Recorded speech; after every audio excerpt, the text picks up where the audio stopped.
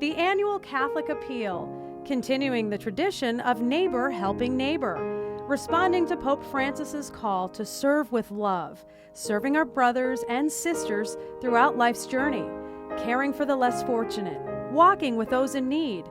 Make your donation of time, talent, or treasure online at diospringfield.org and help us to help our neighbors in need. Support the annual Catholic Appeal. Coming up on this edition of Reel to Reel. I'm Sharon Roulier. Tonight, encounter the mystery of the Shroud of Turin. The story of one young woman's commitment to life. And Terry Hegarty with an exclusive interview with Boston's Cardinal O'Malley. These stories and more are just ahead on this edition of Reel to Reel. From throughout Western New England and beyond, this is Reel to Reel, your window on the world around you.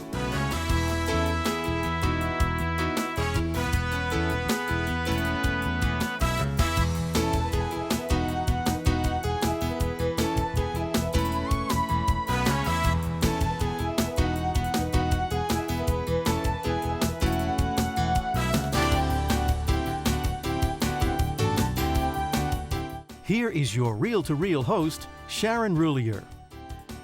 Hello and welcome to Reel to Reel. As Christians around the world look toward Holy Week in the coming days, much wonder and mystery often surrounds this time in the church calendar. One of the most perplexing enigmas of all time is that of the Shroud of Turin. Could the shroud be the most important archaeological artifact ever found? Or is it a fake? Julie Beaulier now has more on a recent exhibit held at the Catholic Newman Center at UMass in Amherst. The 14-foot-long linen cloth, known as the Shroud of Turin, has been in Italy for over 4 centuries and bears the faint front and back image of a 5'10", bearded, crucified man. Millions believe it is the actual burial shroud of Jesus Christ. In 1978, a team of almost 40 American scientists went to Turin. They had access to it for 5 days, 122 hours. They arrived in Turin with over 10 tons of equipment, and literally round the clock, they were doing all kinds of tests: spectroscopy, X-radiography, infrared thermography, photomicroscopy, and then went on later to publish 24 separate peer-reviewed scientific journal articles. The scientific evidence is basically indisputable, agrees UMass graduate student Derek Mobilio. I'm a graduate student in statistics, and a lot of what statistics focuses on is drawing samples from populations. Frankly, statistics is flawed in that sense because there's never 100% confidence in statistics. And in all science, theories change throughout the course of history, and there's never true certainty. It's not the true knowledge that comes with faith. So I think when you start mixing faith and science to the degree that one should confirm the other, it's a mistake. The marks across the back and with the crown of thorns and the nail marks in the hands and feet. Reflecting on that suffering really makes me believe. One thing that commonly cast doubt are the results of carbon dating. Certainly we know that the protocol that was used for carbon dating was totally violated. They were supposed to cut 3 different samples from 3 different locations on the cloth. They didn't do that. They cut 1 sample from the outside corner edge, exactly where it's been handled and held hundreds of times. Kept and displayed by an Italian royal family for hundreds of years, the shroud was actually handled and touched many, many times, especially here in the corner, where the sample was taken for carbon dating. Also, the shroud was damaged in a fire in 1532. Permanent markings can be seen, and burn areas were repaired. I think that most Catholics and Christians know very little about the Shroud of Turin. It's only what they hear and something that they've seen on TV.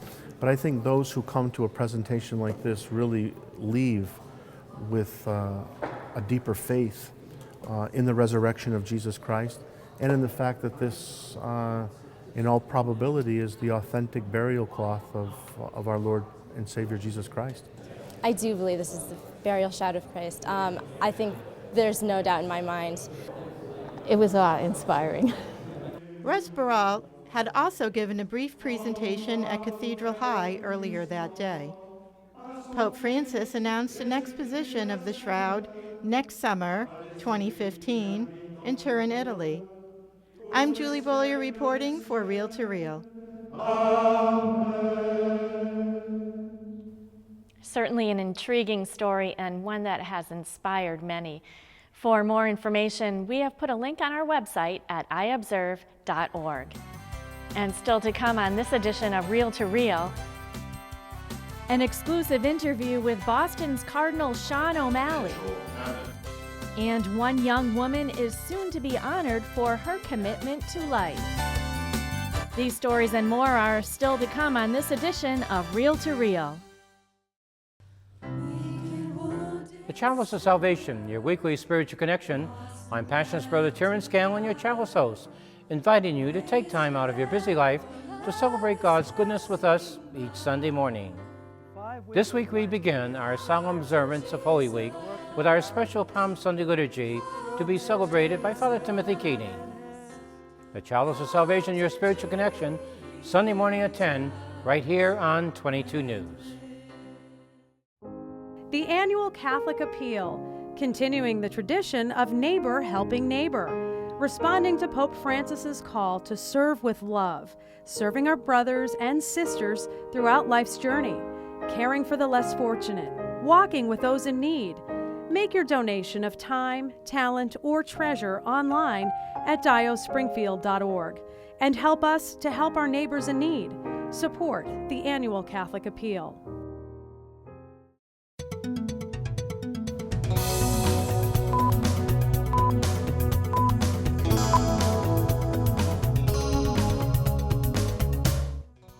I'm Dan Dumas with your Reel to Reel news brief.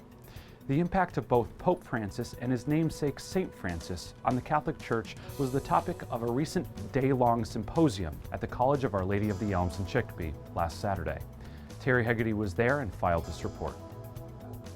A little more than 1 year after Cardinal Jorge Mario Bergoglio of Argentina chose the name Francis for his papacy, approximately 100 people gathered at Our Lady of the Elms College in Chicopee for a day-long program entitled The Footsteps of Francis.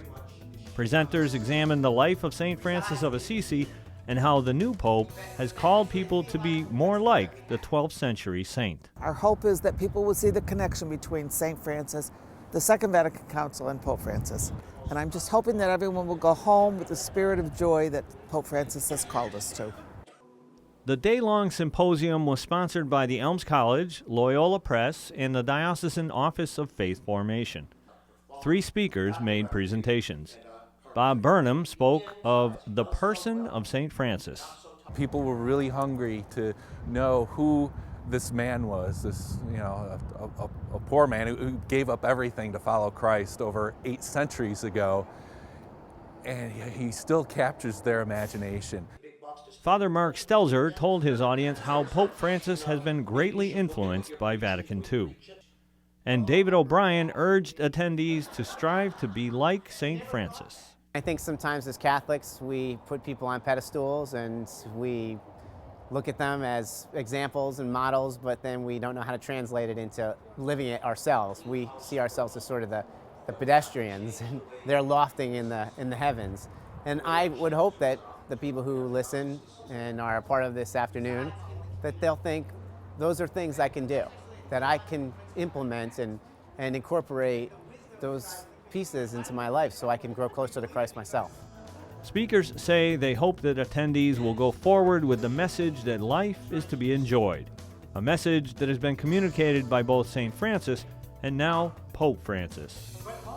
And you can read more on this story online at iobserve.org.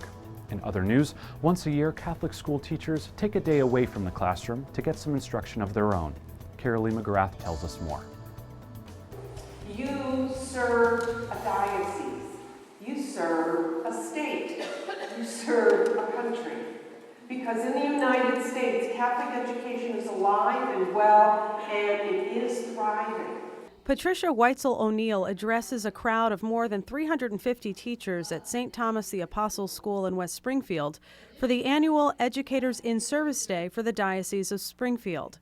Weitzel O'Neill is the executive director for the Roach Center for Catholic Education at Boston College. She was the keynote speaker for the event. Today I'm going to be talking about the national standards and benchmarks for an effective Catholic schools and how teachers can use those benchmarks to prepare themselves, to assess themselves, to take a look at what they're doing, what their school is doing, so that they are effective Catholic schools imbued with Catholic identity. The Roach Center was established at Boston College in 2007 to develop initiatives to help sustain and renew Catholic education across the country. Prior to her post at Boston College, Weitzel O'Neill served as superintendent of schools for the Archdiocese of Washington, D.C., responsible for 29,000 students. Franciscan Sister of St. Joseph, Andrea Suzuki, the superintendent of schools for the diocese, says the annual In-Service Day helps teachers return to school inspired and energized. She adds Catholic school teachers have a very special role. We are able to teach the entire child. That means we have the mind, the body, and the spirit. We really make sure that the academics are kept high, that we follow the standards, but we also have the opportunity to teach the child and help form them with their relationship with God. And that is key. That is why we exist. Christ is the reason for the existence of our schools. Trista DeSantis is a teacher at St. Mary's School in Lee. She says being allowed to talk about Christ with her 6th grade students is a great gift. When you walk into the building, it's a very warm feeling and you feel a lot of support. And I think the kids are very sweet and you're able to incorporate a lot of spirituality into lessons where you can't in public schools. And I think it just makes us much closer as a community. The day also included refreshments and a chance to visit with different vendors that serve Catholic schools. In West Springfield, I'm Carolee McGrath. In other news, those involved with preparing young people for confirmation recently came together to hear a nationally acclaimed expert on the subject. David Martin reports. Good afternoon, everybody. Catechetical leaders throughout the Springfield Diocese were eager to learn techniques to improve the confirmation religious education programs at their parishes during a confirmation planning day at St. Elizabeth Church in Ludlow. The workshop, sponsored by the Confirmation Prep Project, was presented by Director Dr. Michael Carrata. People are bringing their A game to confirmation prep. They're bringing their high interest, they're bringing their deepest ambitions and aspirations, and they are bringing what they think is the most important thing for kids. They're bringing it to confirmation. Catechists from each parish work together in a team planning to make confirmation a more positive experience for their students. Dr. Carrata said it is important for catechists to focus their attention on educating the group of Catholic youths who are identified as being somewhat close to God. This group can easily be forgotten when all the attention is given to those who are identified as very close to God, or distracted by young people who are not close to God at all. It's our goal at St. Michael's to bring life to faith and faith to life. We just want these kids to be able to have a relationship with God and take it with them wherever they go. Dr. Carrata presented what he called 8 enhancements for parish confirmation programs. The first one, promote discipleship as the expectation of life, would be implemented in all parishes, while he wanted each parish to choose their own from the remaining 7 based on their own methods. Certainly we'll try to incorporate the parish, what our mission is, and also the mission of this, and incorporate the two and come to a consensus and try to meet everybody's needs. Participants in the Confirmation Prep Project have access to an online national network of other parishes who are addressing the same enhancements. Dr. Carrata said he would return to the diocese on November 2nd to have a follow-up meeting with all the parish catechists who will share their progress. In Ludlow, I'm David Martin. And Sister Paula Robillard says there will be more local workshops in the coming months. Finally, in a follow-up to a story we brought to you 2 weeks ago on the proposed Holyoke Polish Historic District, the committee preparing this report decided this past week to exclude the school, social center, and parish office building from the district, but keep in the now closed Madre Dolorosa Church. Parish and diocesan officials saw this as long overdue, as none of those buildings could have been reasonably seen as historic. They maintain that the church must also come out, as it would be a burden to the new parish of Our Lady of the Cross, and that burden would negatively impact the school. Action in the Holyoke City Council is expected in May.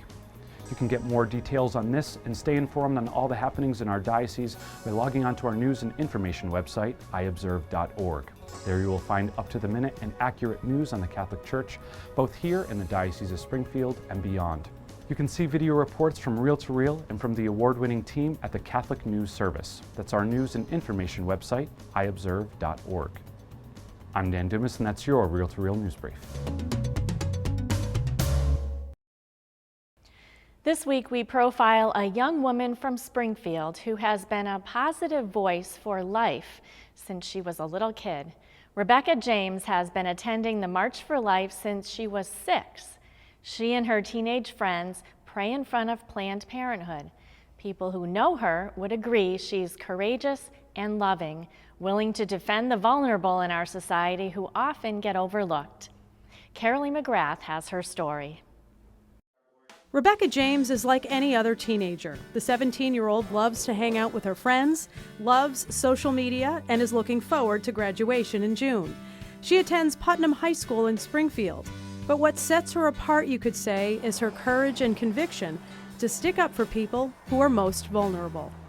It's not easy to be a witness in a public school. Not at all. There's tons of pro-life kids in my school, but it's very challenging some days. Challenging, maybe, but not enough to discourage Rebecca, who is proudly pro-life. Before I formed you in the womb, I knew you. Her family has been involved in pro-life ministry for years, and while some teenagers rebel against their parents, Rebecca embraced their message. My parents are my role models.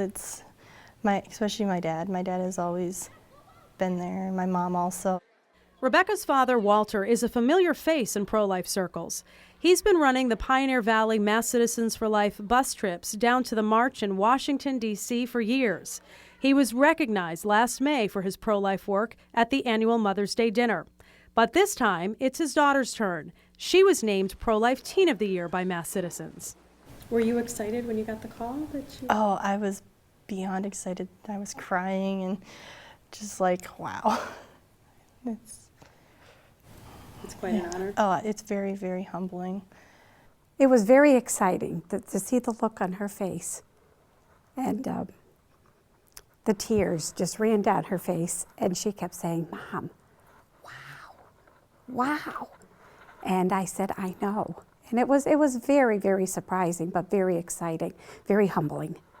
Donna and Walter have 4 children.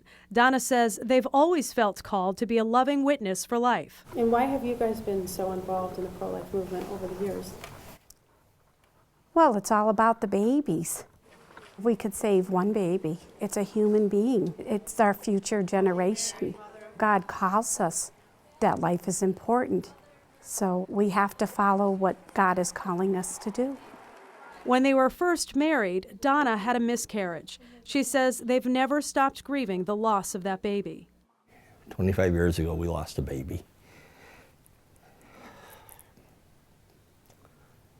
And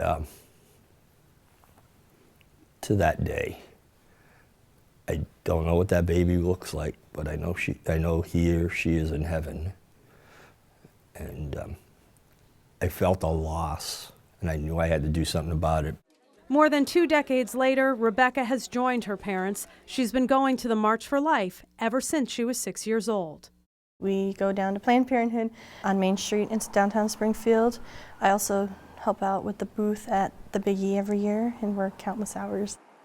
One of the things that's helped Rebecca over the years is the San Damiano Youth Group here at St. Stanislaus Basilica in Chicopee, where she goes to church. She says her friends here share her pro-life views and give her courage to always stand for the unborn. Rebecca's mom says she's so grateful her daughter has surrounded herself with Catholic friends who share her values. It's wonderful to be part of a group that is so pro-life. She doesn't have to hide. She can be who she is. They stand strong together. Rebecca is by no means naive about the challenges for women who face a crisis pregnancy. I have had friends in the past who have become pregnant and they're scared and alone and need a friend, and I'm always the pro-life person to go and help them out and just say, let's talk about this. Maybe I can bring you to a place to help you out a little bit. As this young woman gets ready to spread her wings, she's hoping to continue to change hearts and minds and help people see that all life is precious. Do you think this is what God wants you to be doing? Oh, definitely. God has always wanted me to do this. And so Rebecca is putting her trust in Him and standing for life. And Rebecca will be honored as Pro-Life Teen of the Year by the Pioneer Valley chapter of Massachusetts Citizens for Life at their annual Mother's Day dinner, Thursday, May 8th. And the honorary chair and MC for that event is Catholic Communications' very own Mark DuPont, who joins us now. Mark, what is in store at this year's dinner? Thanks, Sharon, for having me today. Well, first, let me say it's been a great honor to have been asked to chair this year's dinner. My wife and I have attended for many years, and I'm a great admirer of the tremendous work performed by the Pioneer Valley Mass Citizens for Life on behalf of the unborn. This is truly a human rights issue sadly overlooked by many.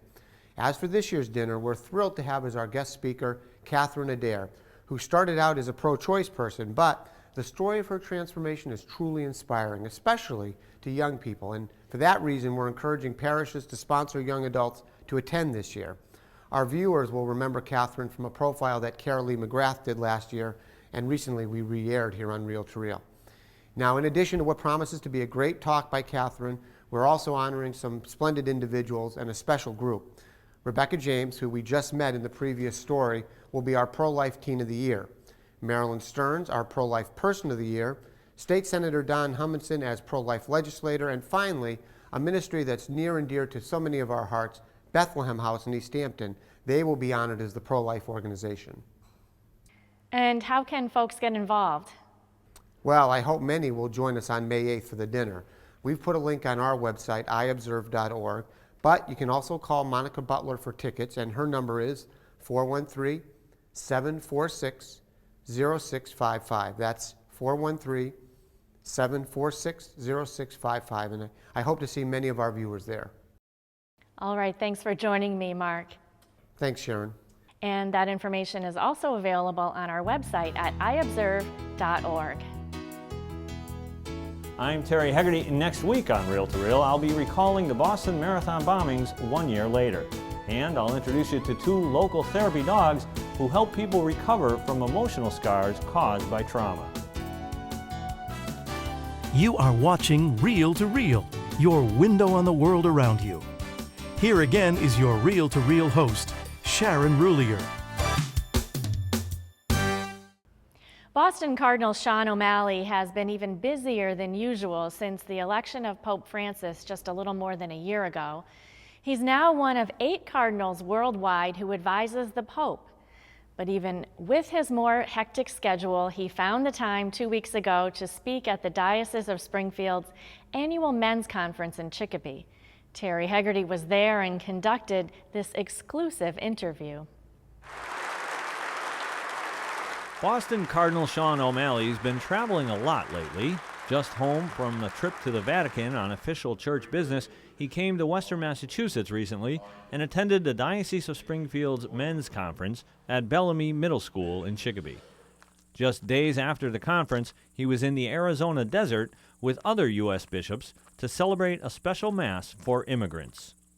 At the men's conference, Cardinal O'Malley, who is now a close advisor to Pope Francis, spoke about evangelization and about how Pope Francis is helping Catholics to reach out even more. His message is one of, going to the peripheries, reaching out to the poor and the disenfranchised, and making God's mercy and pardon more present in today's world. According to the Cardinal, one of the first things that Pope Francis did was speak of the globalization of indifference. Indifference to the suffering of others, to the fate of the unborn, to the elderly, the handicapped, the mentally ill, and immigrants. We must overcome this indifference in our lives. On April 1st, Cardinal O'Malley, as part of the U.S. Bishops' Committee on Migration, traveled to Arizona and toured the U.S.-Mexico border. Cardinal O'Malley was joined by a dozen other bishops as they prayed for compassion and for an atmosphere in which immigrants would be welcomed. With the Mass, the bishops remembered the nearly 6,000 migrants who have died in the U.S. desert since 1998. Even though a border fence stood between the bishops and the hundreds who gathered for the Mass on the Mexican side of the border, the bishops still distributed communion through the fence. Speaking mostly in Spanish, Cardinal O'Malley delivered the homily at the border Mass. Religious events on the U.S.-Mexico border are not at all uncommon, and Masses are often sponsored south of the border by dioceses in Mexico. Cardinal O'Malley says that the popularity of Pope Francis has helped the Church worldwide. It's certainly something that has resonated with Catholics throughout the world, and many who have, I think, stepped away from the Church have given the Church a second look. Since the election of Pope Francis, Cardinal O'Malley has had to give his schedule a second look. He's become a close advisor to the pontiff, traveling to Rome at least every other month. The Holy Father has, tried to respond to desire for greater collegiality and consultation in the Church, and so he has appointed a group of 8 cardinals from around the world to meet with him on a regular basis, to advise him and to be in communication with him. And I was very humbled and honored to be asked to be a part of that. The Cardinal also spoke of the difficulty of evangelizing in an increasingly secular world, but he says it's very important to share the faith with others. In today's world, it's so individualistic. We as a church are a community of faith, and the more that we can help people to experience that by coming together to pray, to reflect on their vocation, to reflect on their responsibilities to the Lord and to the community of faith. So I think it's very, very important. Cardinal O'Malley will next travel to Rome for the April 27th canonizations of Pope John XXIII and Pope John Paul II. Reporting for Reel to Reel, this is Terry Hegarty. Our thanks to the Cardinal for taking time out of his busy schedule to speak with us. And finally, remember this television program benefits from your contributions to the annual Catholic Appeal. In total, 40 agencies and services helping the young and old alike depend on the annual Catholic Appeal. So please consider making your donation, as well as consider answering that call to donate your time and talent to a local church, school, or nonprofit. Answer Pope Francis's call to service by being a neighbor, helping your neighbors in need. And you can make that donation of time, talent, and treasure online through a link on our website at iobserve.org. There you can also keep up to date on all of the news on the Catholic Church in the Diocese of Springfield and around the world, as well as find daily news reports from our local Catholic communications team and Catholic News Service. That's iobserve.org. Thank you in advance for your support of the annual Catholic Appeal. And for this week, that's Reel to Reel. Please join me again next week right back here for a special Easter edition of Reel to Reel, your window on the world around you. Have a great week. Reel to Reel is a production of the Catholic Communications Corporation, funded in part by the annual Catholic Appeal, and the support of you, our faithful viewers.